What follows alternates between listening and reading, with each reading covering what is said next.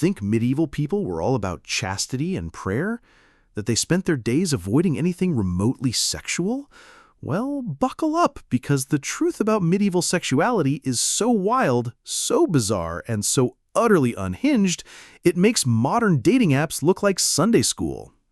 We're about to dive into the shocking world of medieval sexual practices that make 50 Shades of Grey look like a children's bedtime story. From public impotence trials to bizarre contraceptive methods, these are the facts that will completely destroy everything you thought you knew about the so-called Dark Ages. Spoiler alert, they weren't dark because people weren't having sex. They were dark because of what people were doing when they were. Let's start with one of the most awkward courtship practices in human history: bundling. Picture this: you're a young medieval man, and your parents have found you a potential wife. Time for a romantic evening? Wrong. Time to get tucked into bed with a complete stranger, often with a wooden board placed between you. This was bundling, the medieval equivalent of a supervised sleepover, but with much higher stakes. Young, unmarried couples would be wrapped up together in bed, fully clothed, to get to know each other. And this wasn't just tolerated by parents. It was encouraged.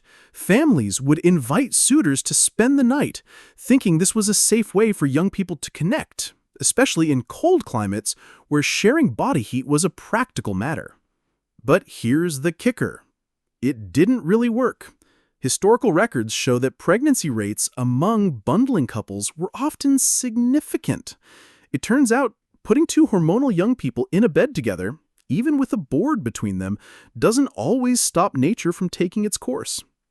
Religious leaders of the time constantly complained about bundling, calling it immoral, but the practice was too deeply ingrained in the culture to stop. Medieval people took the phrase "food is love" to terrifying extremes. We're not talking chocolate and strawberries here. We're talking about elaborate feasts designed specifically to get people in the mood, featuring ingredients that would make a modern-day health inspector faint. The star of medieval aphrodisiac cuisine? Animal testicles. Specifically, the testicles of young bulls, rams, and boars, which were considered the ultimate sexual enhancement food. Medieval cookbooks are filled with recipes for stones, a polite term for testicles, prepared in every way imaginable: roasted, boiled, and even ground into powder and mixed into wine. But that was just the beginning.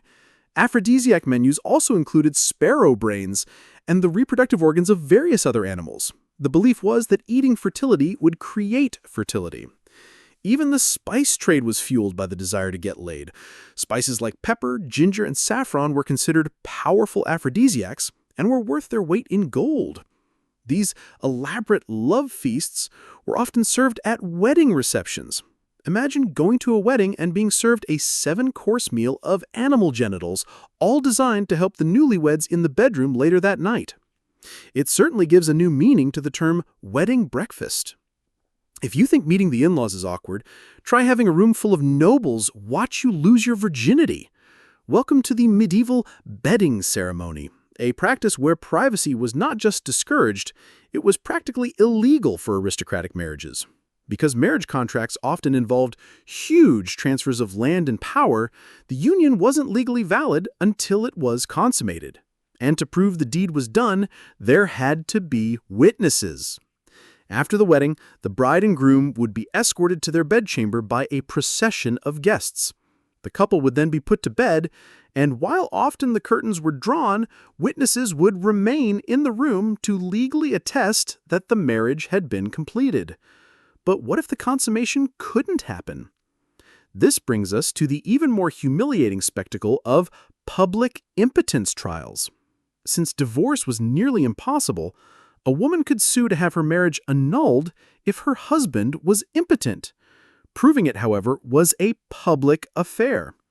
The husband would be subjected to a physical examination by medical experts and court officials.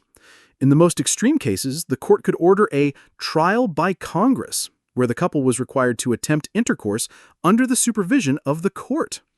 These trials could drag on for months, with multiple, supervised attempts, all while the couple's most intimate struggles became public gossip. Now for one of the most stunning hypocrisies of the era. The medieval church, the very institution preaching sexual purity, was also running a massive sex trade operation. In 12th century London, for example, the main brothel district was in an area of Southwark called the Liberty of the Clink. And who owned and licensed these brothels? The Bishop of Winchester. The church leaders argued that prostitution was a necessary evil that prevented worse sins like adultery and homosexuality. So they regulated and profited from it.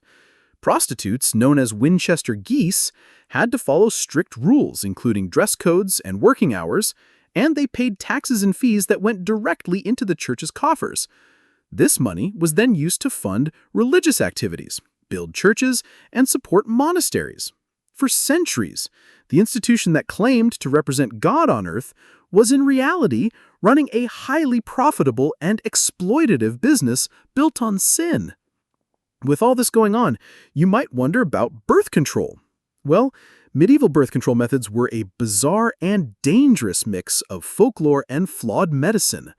One popular method involved wearing amulets containing weasel testicles. The logic was that since weasels were seen as promiscuous but had small litters, their testicles could magically transfer that quality to the wearer. Other contraceptives included drinking potions made with mercury or lead, and using physical barriers made from things like crocodile dung. One particularly ineffective idea was the sneezing method. Physicians believed that a powerful sneeze immediately after sex could expel the man's seed. As you can imagine, this led to a lot of surprise pregnancies. Perhaps the most ironic failure was their understanding of the fertility cycle. They believed women were most fertile during menstruation and least fertile mid-cycle, the complete opposite of reality.